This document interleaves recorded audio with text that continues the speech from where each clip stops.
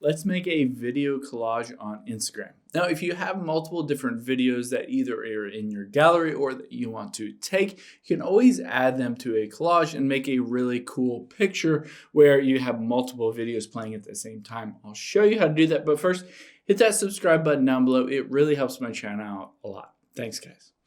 So let's hop into Instagram here. I'm gonna swipe to the right. Now, it defaults to story, but the thing is that you cannot create a video collage in the story. It only allows you to do photos.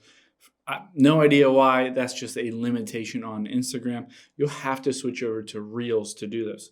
So at the bottom here, let's switch to Reel. And then now you can see layout at the bottom kind of left here.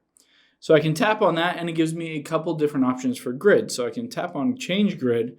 And let's do a grid like this. So once I have a grid like this, all I have to do is I can just hit record and record a quick video here. And then the second one, I could always tap the gallery at the bottom left.